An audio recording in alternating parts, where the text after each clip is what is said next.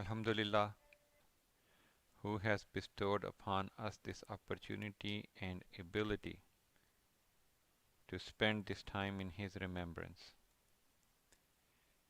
Innumerable peace and blessings be upon our beloved Prophet Hazrat Muhammad Mustafa Ahmad Mujtaba Sallallahu Alaihi Wasallam, because of whom Allah's mercy is upon us. My dear and respected audience, Allah says in Quran, A'udhu Billahi Minash Shaitanir Rajeem, Bismillahir Rahmanir Rahim. Ya ayyuhallazina amanu, hal adullukum ala tijaratin tunjikum min azabin alimkum, zalikum khairul lakum in kuntum ta'lamun. Sadaqallahul Azim. Those of you who believe, shall I tell you a trade that will free you from a painful torment? Believe in Allah and His Messenger and strive in the path of Allah for the sake of Allah with your wealth, with your treasures, with your belongings, and with your life. That is better for you if you know.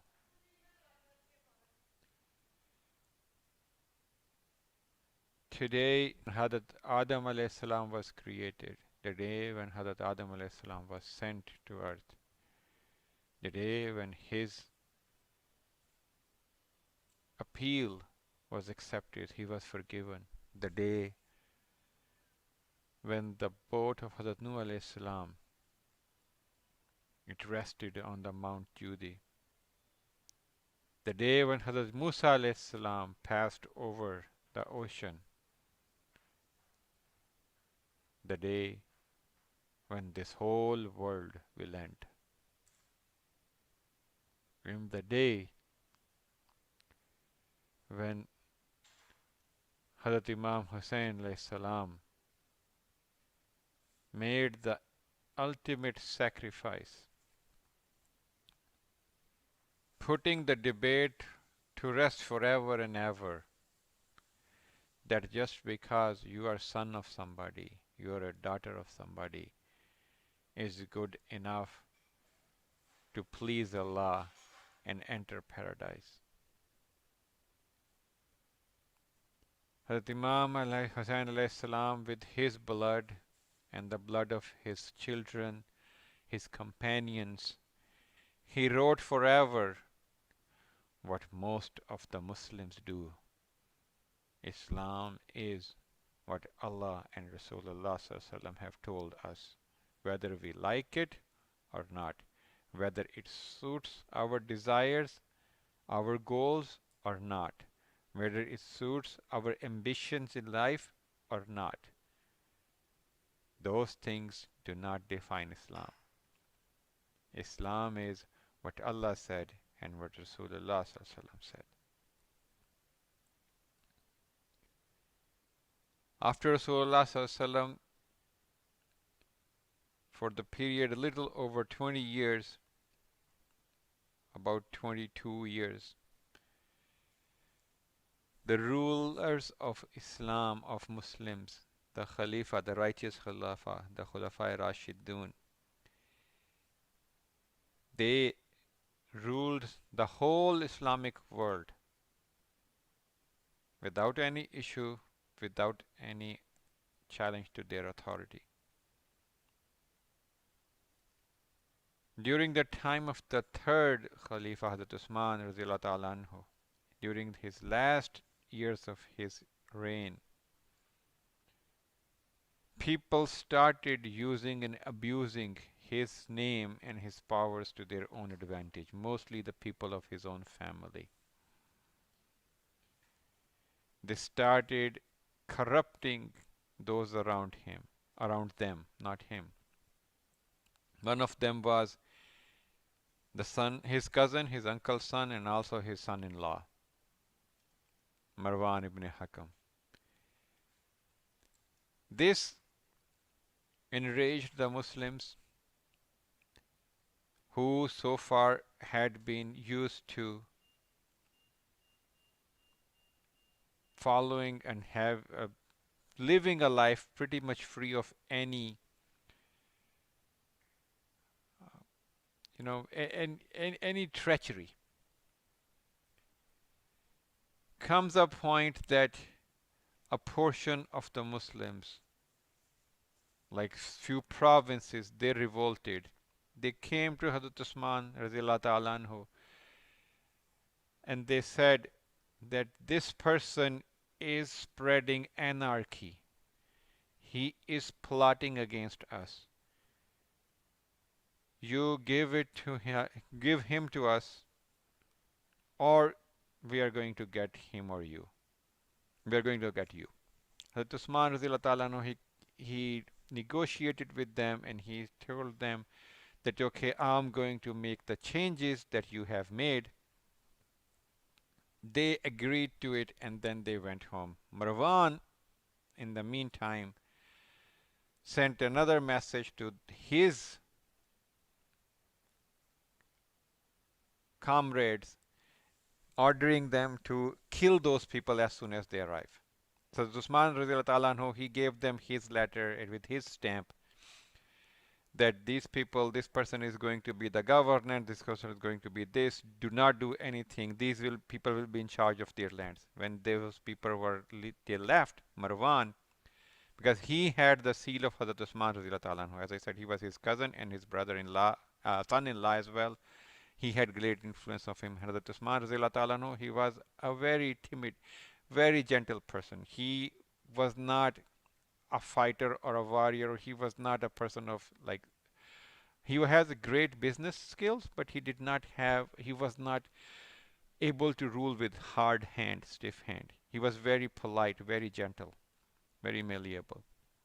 So he trusted him that he is my cousin, he is my son-in-law, he is not going to go against me. But Marwan, he wrote a letter to his comrades or his co-conspirators telling them, these people, as soon as they come, kill them. As it happened, his messenger got caught by the same people. They caught him, they retrieved the letter.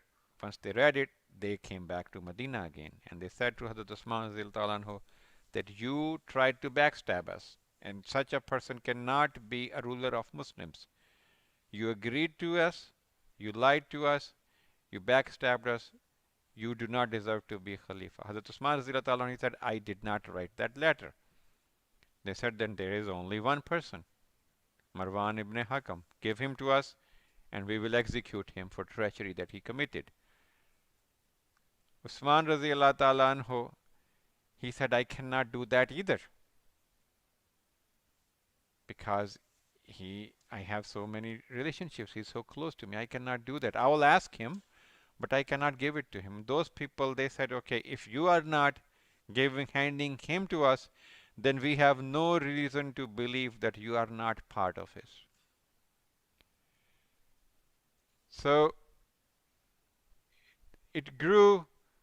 Hazrat Ali radiallahu ta'ala anhu, he appointed Hazrat Imam Hassan and Hussain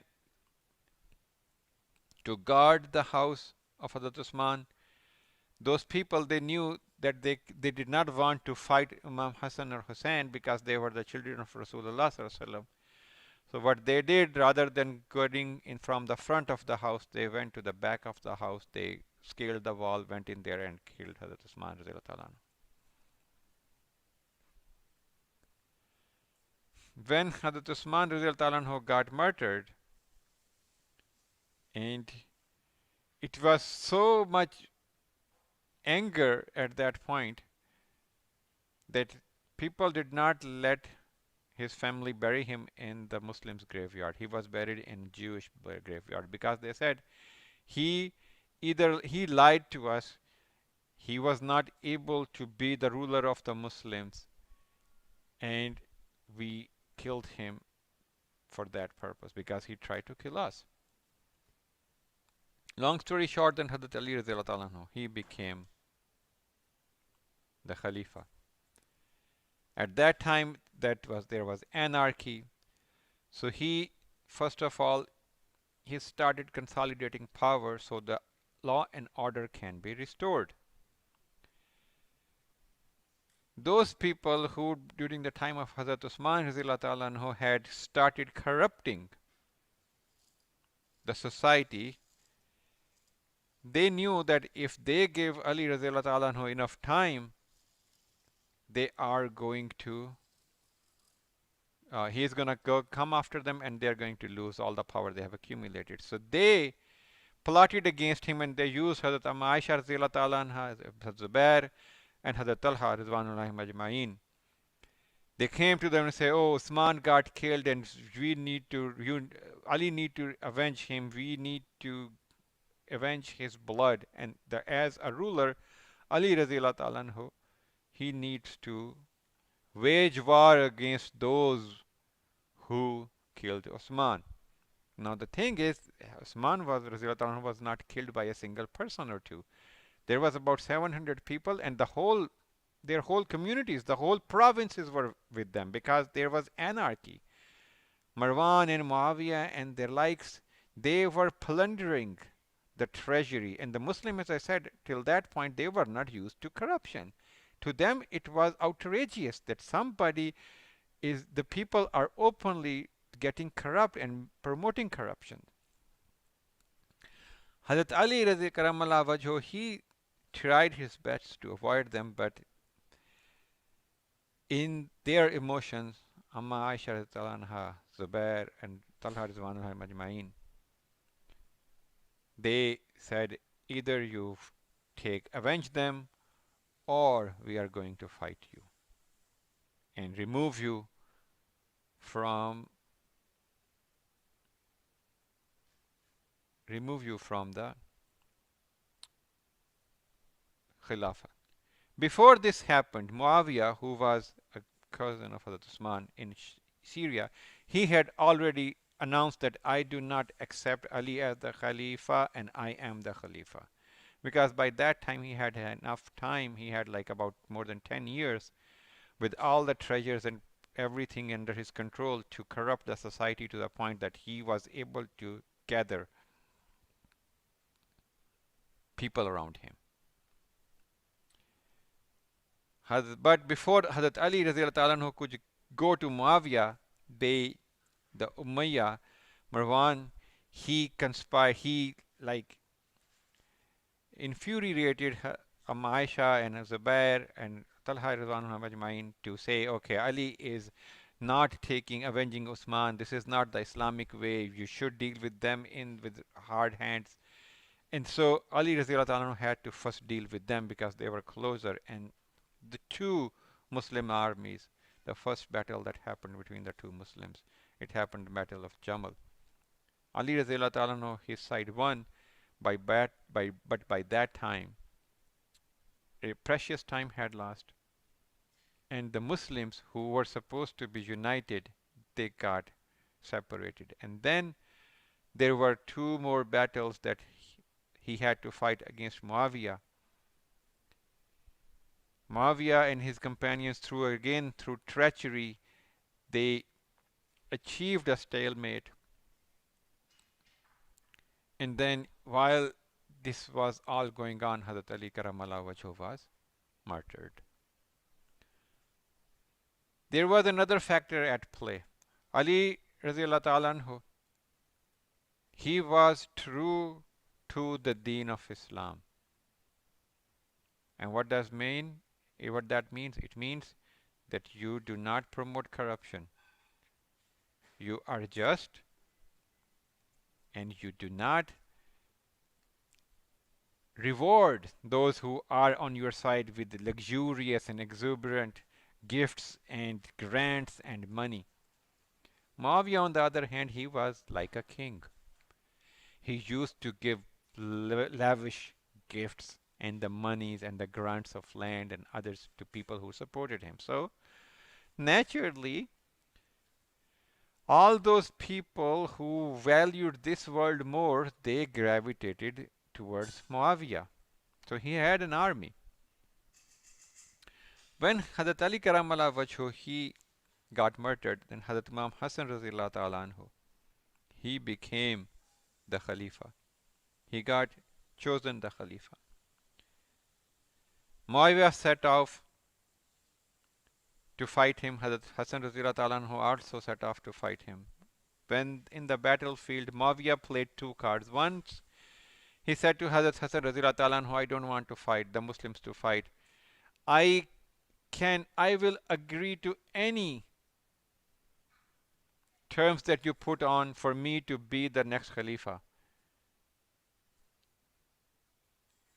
in exchange that you resign your claim, you relinquish your claim.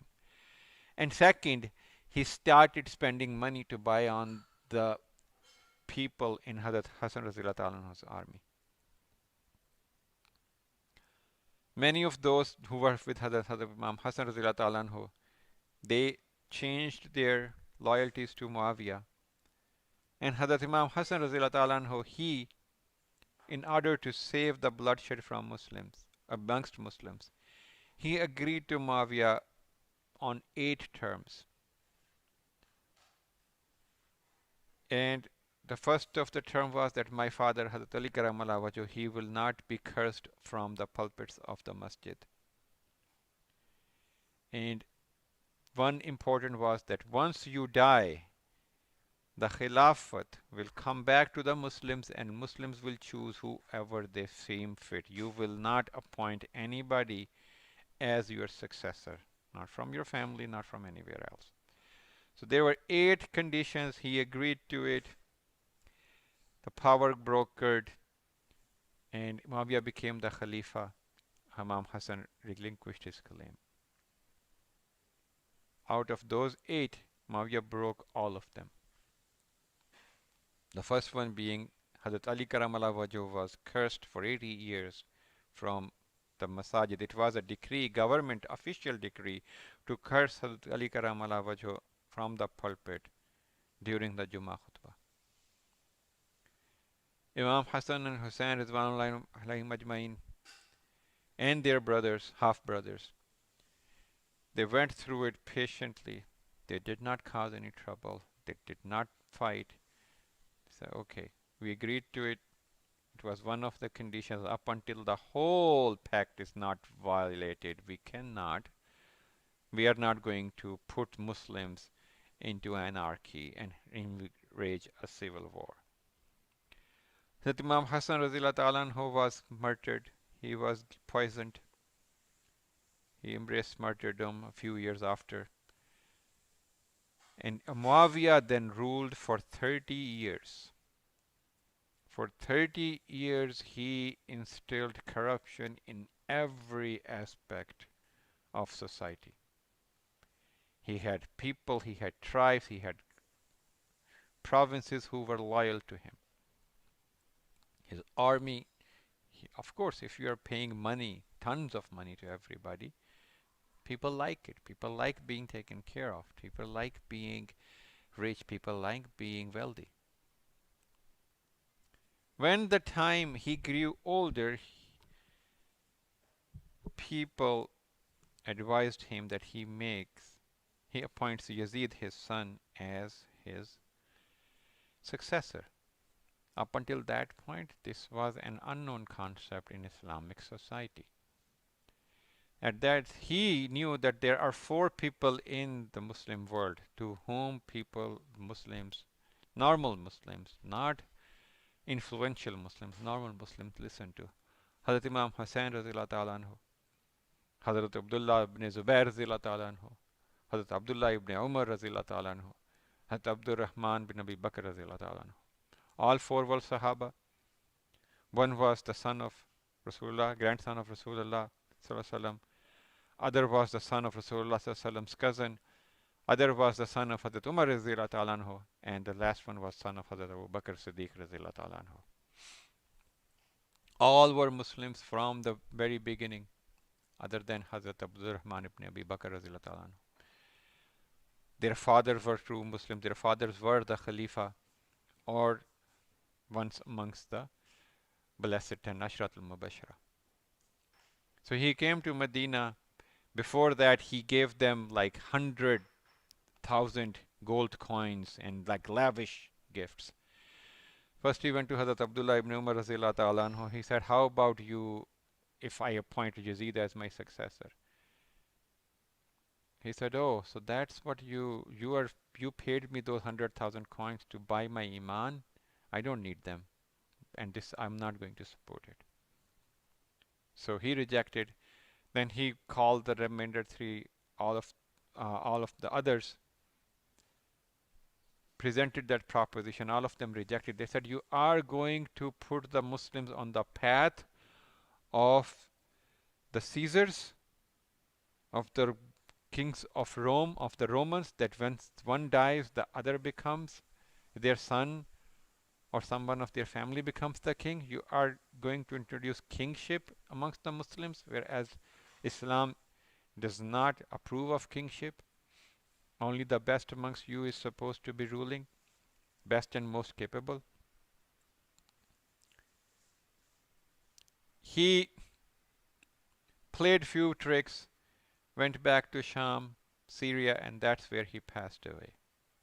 And after that, Yazid became Khalifa. When the news came, Yazid sent people, his governors, to Hazrat Imam Hussain Raziyallahu Ta'ala. He said to them, "Make sure Hussein pledges allegiance to me in public. He accepts me as a legitimate ruler." And Yazid was not a good person. He used to drink. He had extramarital affairs and everything in between. He was a liar. He was treacherous. He was a tyrant. He did not respect people's property. He did not respect Islam and Islamic principles. So Hazrat Imam Hussain Raziyallahu Ta'ala anhu, he said, "How can a person like me pledge allegiance to a person like Yazid, who is not even marginally a good Muslim? He's not, he's a bad example of a Muslim. He's not worthy of leading Muslims. I cannot attest to his coronation." After replying that, he left Medina, came to Makkah, and then from Makkah he set out. There were people of Kufa who were sending him letters upon letters that, "We are going to hold you accountable in front of Allah on the day of judgment, that a tyrant was put at the helm of Muslims and you were alive and you did not do anything. You are the son of Rasulullah. You deserve the most to stand against him. We are with you. Come save us from his tyranny." Hazrat Imam Hussain Raziyallahu Ta'ala anhu, he set off with about 70 some people, including women and children, to Kufa. Yazid heard about it. He sent his governor to Kufa, who replaced the previous governor, and he told him, "You have to get allegiance from Hussein Raziyallahu Ta'ala anhu." A few miles away from Kufa, Hazrat Hussain Raziyallahu Ta'ala anhu, he came near river Euphrates, where they camped, and that's when Ibn Ziyad, who was the governor of Kufa, he sent a contingent of 1,000 soldiers to stop Hazrat Imam Hussain Raziyallahu Ta'ala anhu from moving any further. The soldiers came, their leader Hur alayhi salam, he came to Hazrat Imam Hussain. He said, "These are my orders, that I do not let you move any further." Hazrat Imam Hussain, he asked, he said, "Will you fight me if I go?" He said, "No, I'm not going to fight you, but I'm not going to let you move any farther as well." So they encircled them. So Imam Hussain Raziyallahu Ta'ala, he said, "Okay, I don't want to fight you either." So they camped there, and then Ibn Ziyad, he summoned one of his generals,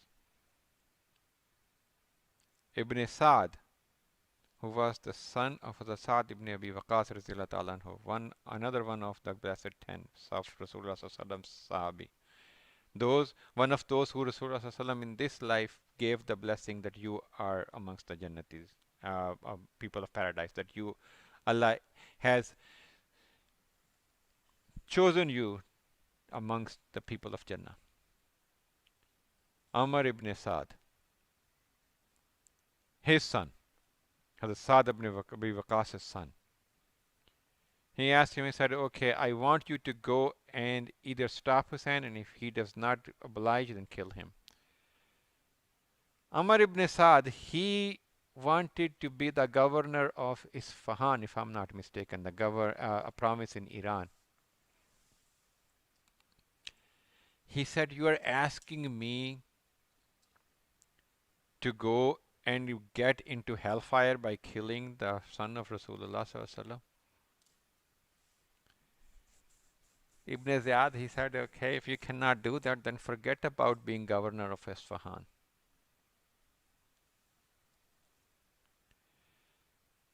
Then Amr ibn Sa'd, he said, I know I'm going to trade it with hellfire, but what can I do? It's the governorship of Isfahan is the light of my eyes. I cannot let it go, even though I know that I am trading it with the hellfire. He took about 5,000 people, came to Hazrat Imam Hussain radiallahu anhu, asked him to legitimize Yazid's coronation. Imam Hussain radiallahu anhu, he said, I cannot do that, but I present to you with 3 conditions. You can accept any of them. First one is that let me go back from where I have come. I did not come to fight you. I do not intend to fight you.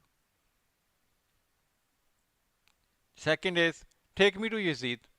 Let me talk it to him. And whoever convinces whoever, then let us decide. Leave it between me and Yazid. Or third is, let me go to the borders and I'll fight with the non-Muslims and until I embrace martyrdom. I will not come back to the civilization, to you people. You guys do whatever you want to do. When the conditions were brought to Ibn Ziyad, Shimr, he was sitting there. He said, okay, if you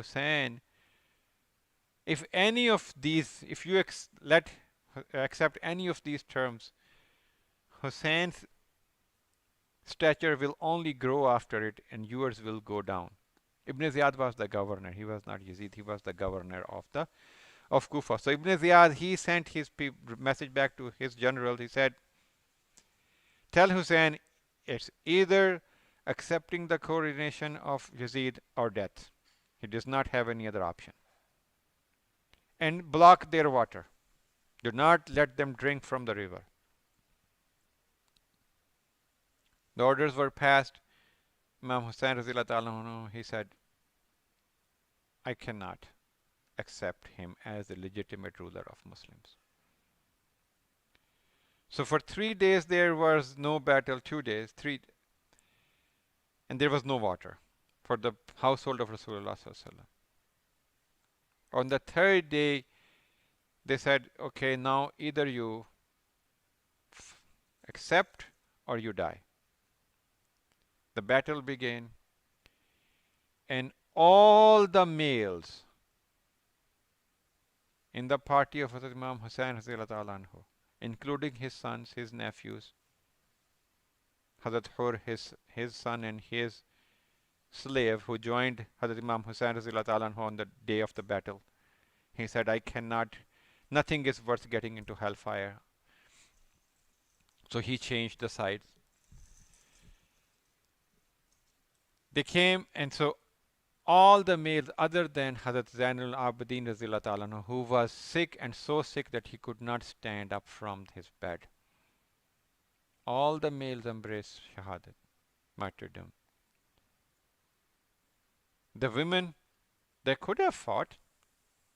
One of them actually, she was amongst the companions of Hazrat Imam Hussain anhu, when her husband set off to fight, she loved him so much, she took the sword and she ran after him and said, I'm going to fight with them as well. Hazrat Imam Hussain, he ran and stopped her and said, Allah has prohibited women from fighting in the war. It is our most desperate hour, but I cannot let you, in your emotions, defy the command of Allah and Rasulullah sallallahu alaihi wasallam. So he brought her back. His own sister, Zainab radiallahu ta'ala anha, Both of her sons, they were 13 and 14 years old. They both went and they fought and they died. And Hazrat Imam Hussain, one of his sons, he was 6 months old, Ali Asghar, and there was no water. So he took him out and he asked to the people of Yazid, he said, okay, I can understand you do not want to give us water, but he is a baby. Can you give some water for him? And somebody from Yazid's army, he shot an arrow and that arrow went through Ali Asghar and he killed him. And then at last Hazrat Imam Hussain Razillah Ta'ala anhu, he set off. He started fighting. And then he told them, he asked them, he said, and it came the time of Asr. He asked them, let me do namaz because I do not want to waste my namaz. They agreed, they said, okay, do the namaz.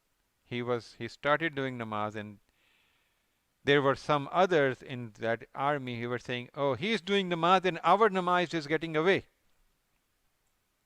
It's getting qada while he's doing it. We have to finish him off so that we can pray Asr too. And in that conversation, other people were reluctant because they did not want to kill a Muslim when he's doing praying.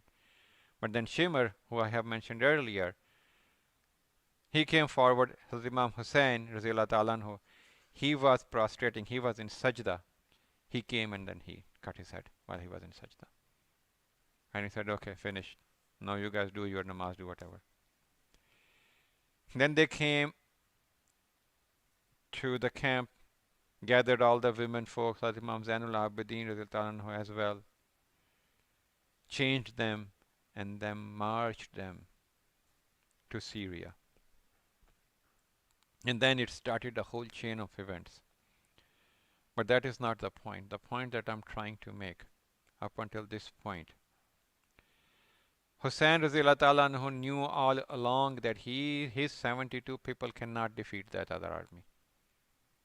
No matter what, the odds were just too high. 72 versus 5,000, there is no match. And his 72 also contained kids and women and children. There were 30, 40 people, able-bodied men, including the teenagers, who could have fought. There was no chance. He could have accepted Yazid. He knew it was a certain death. But he did not want to acknowledge that a corrupt person can become a ruler of Muslims. The leader of Muslims need to be a pious and capable person, not a corrupt person.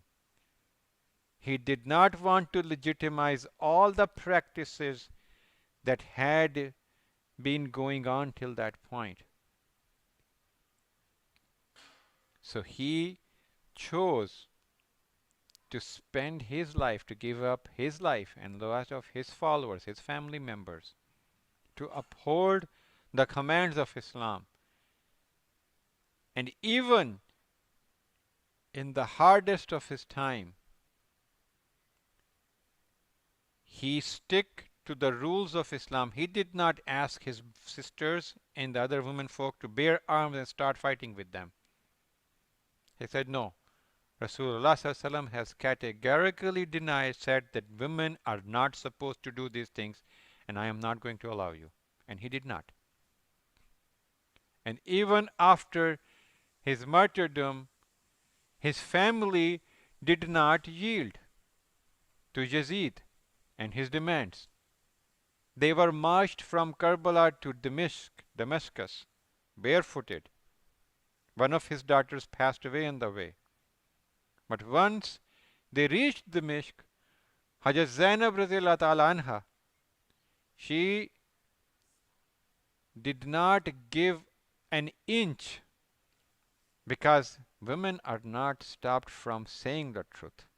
So when Yazid summoned them, She stood in front of him alongside her son, her nephew, Hazrat Imam Zainul Abidin Razillah Ta'ala anhu, and she challenged Yazid that what, according to what law of Islam, what command of Allah have you done all these tyrannical acts to us?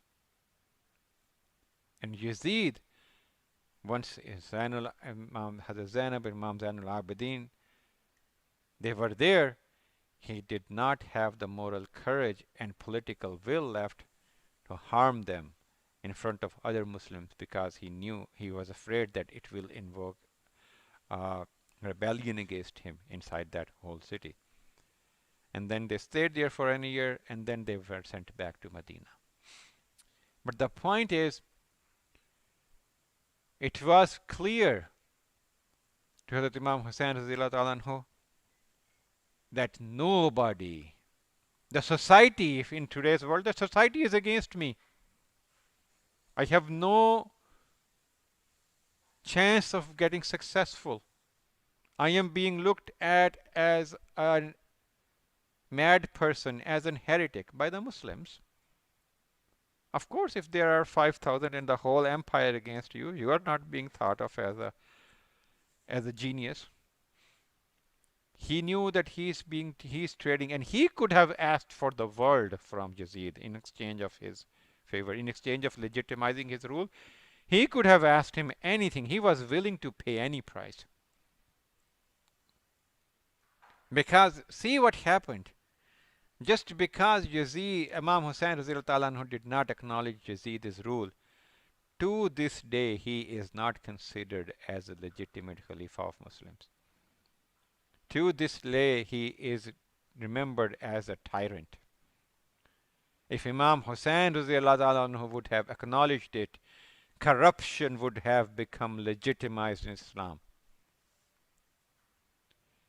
Because he did not acknowledge it, till today nobody has the bone to say that it is acceptable in Islam to take and give bribe. It is acceptable in Islam to be corrupt. Yes, Muslims are corrupt. They can keep on being corrupt, but Islam cannot be corrupted. It will always be an un-Islamic way. And this is the lesson that Imam Hussain anhu told us, that it does not matter what the odds are. What matters is if you are standing on the right side or not. Yes, if you look at the worldly term, his army, his household got decimated. It got decimated. Only one male child left from the household of Rasulullah from that battlefield. Only one. Everybody else was put to the sword. But then look at Allah, what He does. From that one person, there are hundreds and thousands, if not millions, of the children of Hazrat Imam Hussain alayhi salam. And Yazid, all his family line ended within 2 or 3 generations. They got vanished. They got wiped out. They were not wiped out. They from the throne, they were wiped out physically. There was none left from his line, his father's line. His own son, when Yazid died, people said to his son that you are the next king. He said, you are offering me the throne that is sitting on the corpses of the children of Rasulullah. You think I am such a low person that I'll sit on the throne that my father got by killing the children of Rasulullah? I don't need it. He started crying. He went into his room and he shut his door and he died there. He did not come out. He said, I am not going to put this blame on myself. I do not want to follow my father's footsteps, and I do not approve of them, and I do not own them. So this day, as tragic and as sad it is a day of victory. This day, Islam won. and being hip lost, following the herd lost, corruption lost forever. Shaitan forever will never be able to legitimize corruption in Islam. Yes, Muslims will be corrupt at every level, but nobody will be able to say that the rule of a tyrant, and a tyrant in Islam is the person who goes against the will of and command of Allah, not a person who goes against the will and command of the society or what is most prevalent in the world today. That is not a tyrant. It's not just because media calls you a tyrant is not become you not become a tyrant. You become a tyrant if you do not do what Allah has categorically asked you to do. So to this day, by this time that we are talking about it, around this time, Imam Hussain Razillah Ta'ala Anhu embraced Shahada and forever rest the fact that just because he was the son of Rasulullah did not relieve him of the duty that he had as a Muslim. He did not sit in his house.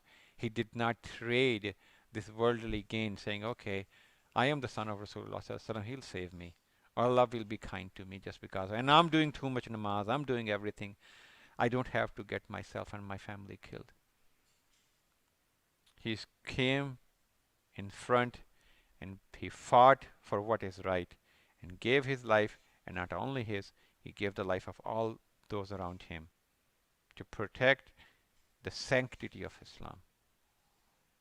And if the child of Rasulullah sallallahu, the grandson of Rasulullah sallallahu, had to earn his place in Jannah through his blood,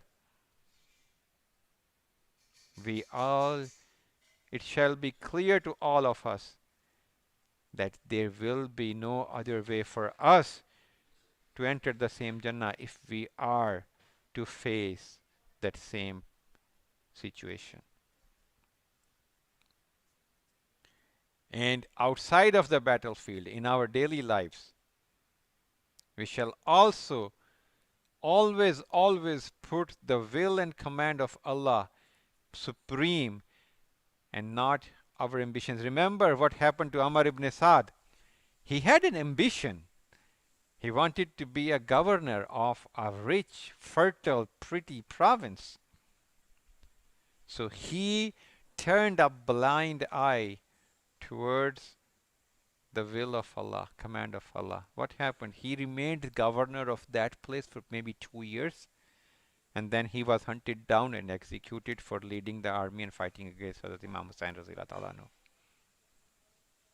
So for that few months of governorship, he got the eternal burning into the hellfire. And same is for anything, whatever we desire. Maybe it's our dream career, maybe it's our best car, maybe it's our best whatever, most beloved wife or husband, whatever it is, or children, whatever it is, whatever in this world is, it is going to end one day. And if we get it by making Allah angry with us, we are going to lose it one day. And whatever Allah has said is not going to change. So today, I wish, hope, and I pray that Allah gives us all the strength that we follow Imam Hussain Razillah Ta'ala Anhu in his actions, both in actions and spirit. That we follow him like a guiding star.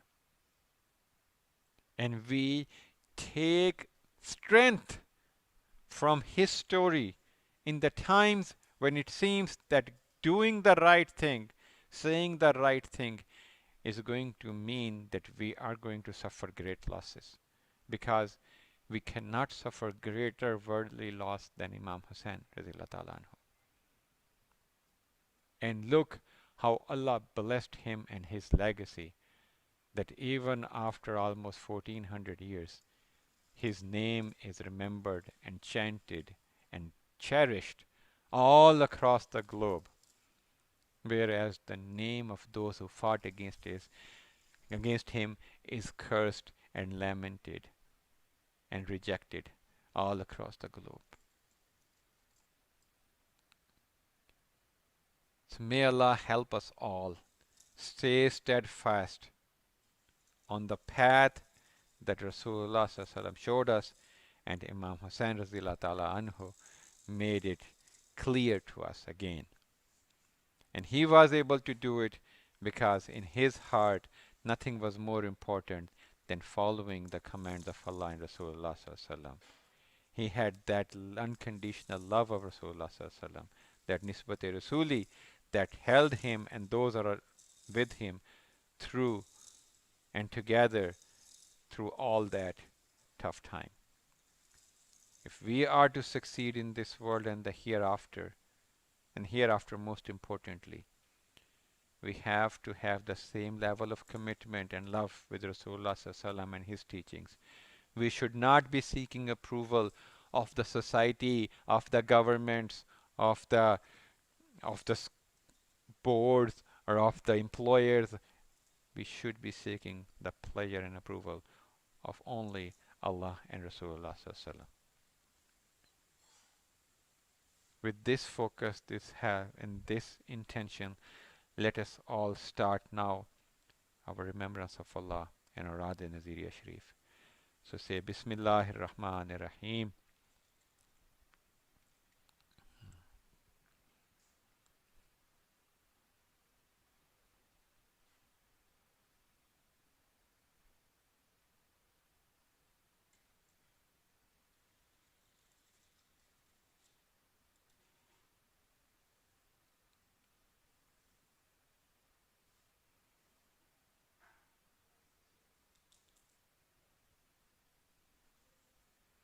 Kalma Tawheed, La ilaha illallah, Muhammadur Rasulullah.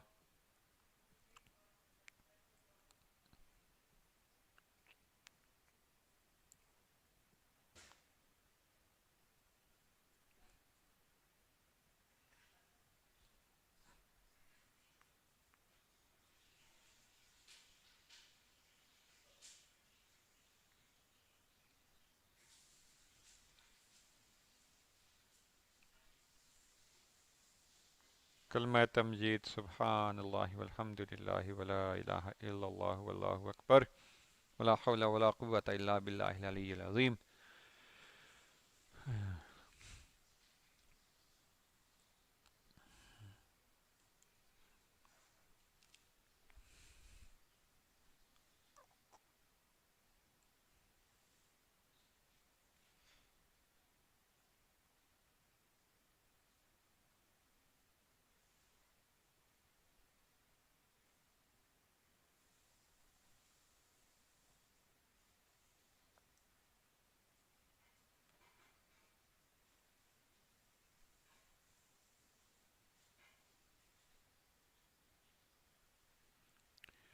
Durud Sharif Ibrahimi, Allahumma salli ala Muhammadin wa ala ali Muhammadin, kama sallaita ala Ibrahim wa ala ali Ibrahim, innaka Hamidum Majid. Allahumma barik ala Muhammadin wa ala ali Muhammadin, kama barakta ala Ibrahim wa ala ali Ibrahim, innaka Hamidum Majid.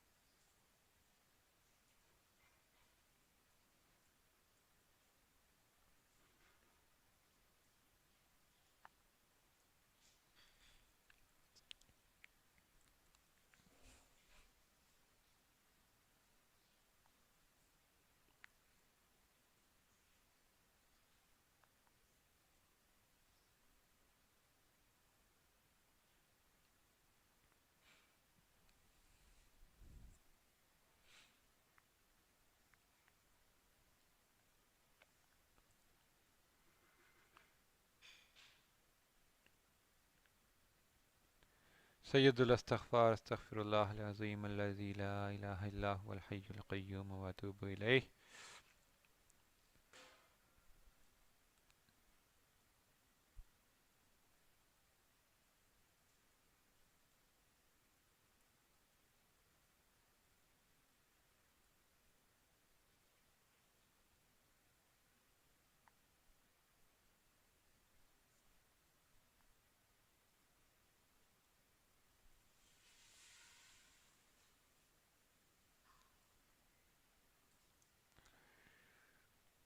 آية كريمة لا إله إلا أنت سبحانك إني كنت من الظالمين.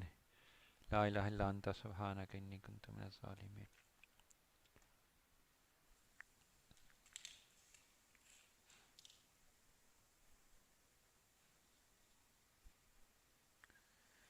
سورة فاتحة. الحمد لله رب العالمين الرحمن الرحيم مالك يوم الدين إياك نعبد وإياك نستعين اهدنا الصراط المستقيم صراط الذين أنعمت عليهم غير المغضوب عليهم ولا الضالين آمين.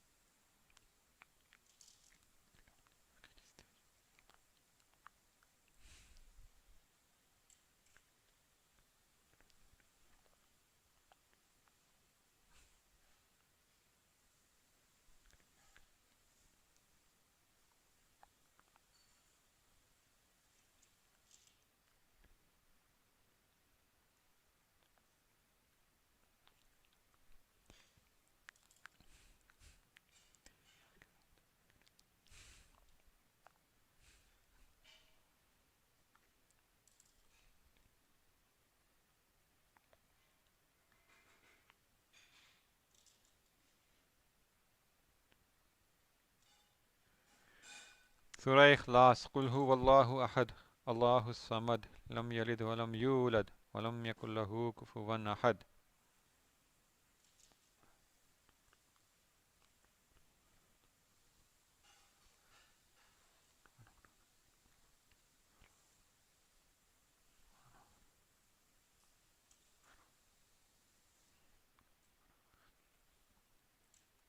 آية الكرسي. الله لا إله إلا هو الحي القيوم لا تأخذه سنة ولا نوم له ما في السماوات وما في الأرض من ذا الذي يشفع عنده إلا بإذنه يعلم ما بين أيديهم وما خلفهم ولا يحيطون بشيء من علمه إلا بما شاء وسع كرسيه السماوات والأرض ولا يؤوده حفظهما وهو العلي العظيم.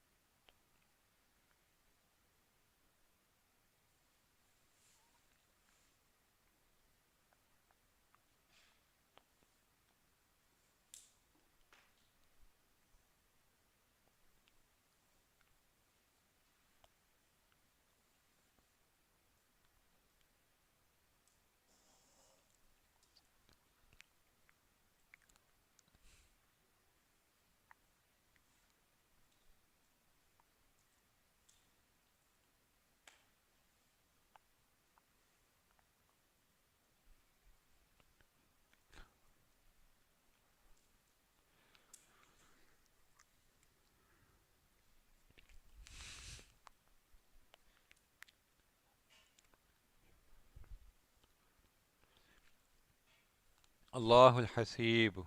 الله الحسيب.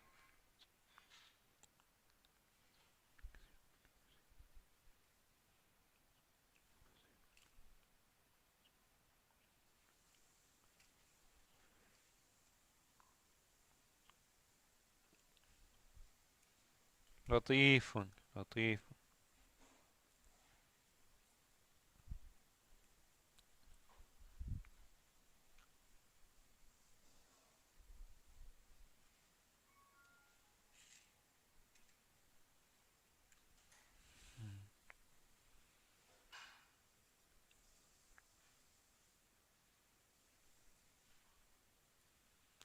या मुजीब समी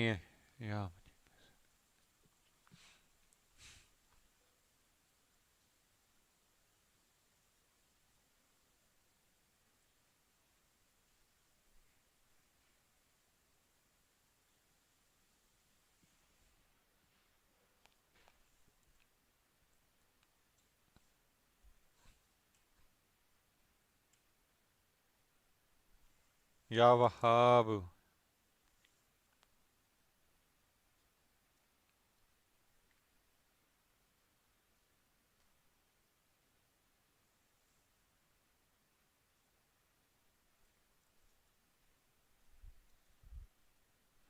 या बारियो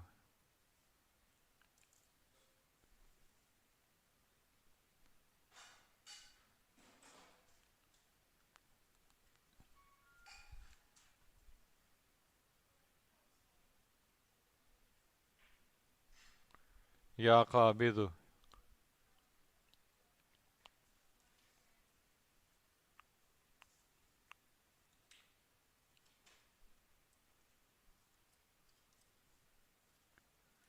या अली अल अज़ीम या अली अल अज़ीम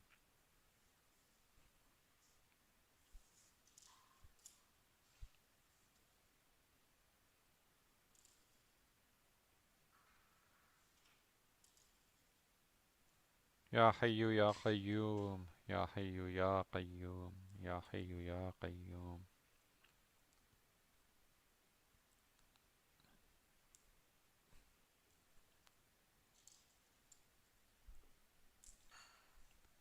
या ज़ुल जलाली वल इकराम या ज़ुल जलाली वल इकराम या ज़ुल जलाली वल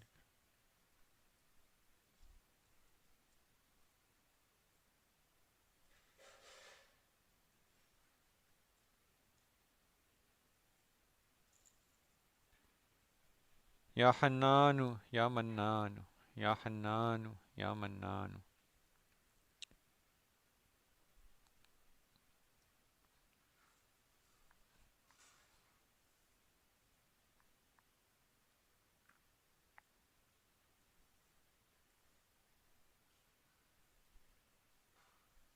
या गफूर या रहीम या गफूर या रहीम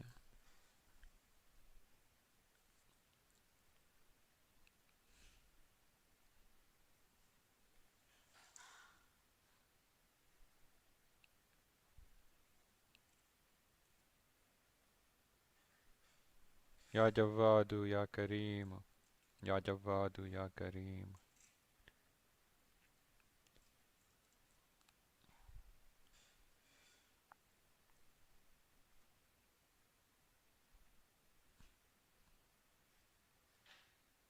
या अल्लामुल गुयूब या अल्लामुल गुयूब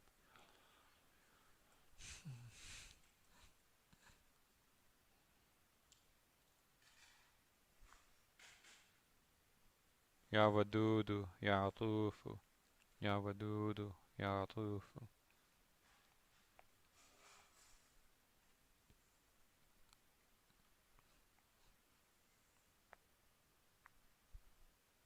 या बाक़ियु या बाक़ियु या बाक़ियु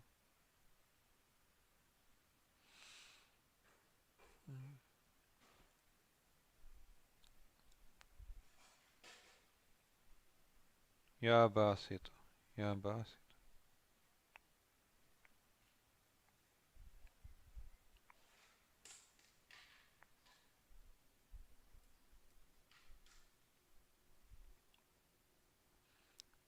या कबीर अल मुतआल या कबीर अल मुतआल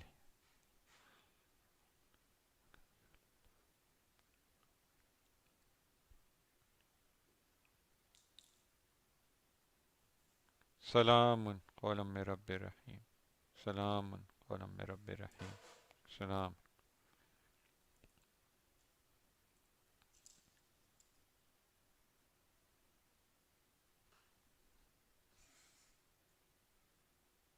या बदी अल अजाइब बिल खैर या बदी अल अजाइब बिल खैर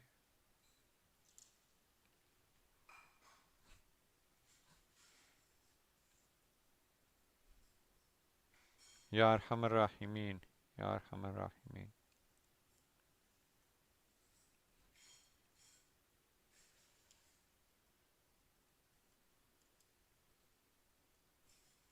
Ya Allah, Ya Rahman. Ya Allah, Ya Rahman. Ya Allah.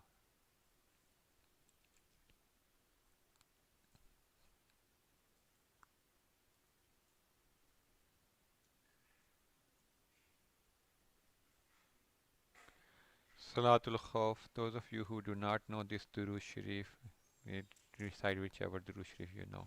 This Durood Sharif is Allahumma salli ala Sayyidina Muhammadin wa ala alihi wa ashabihi salatan takunu lana amana min kulli khawf.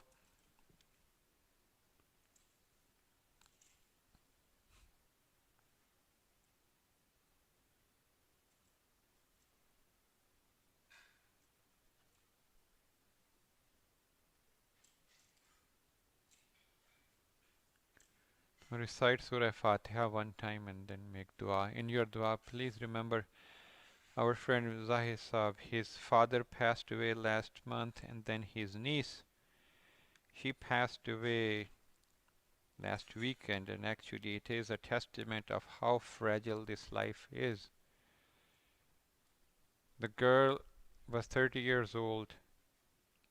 She became a doctor.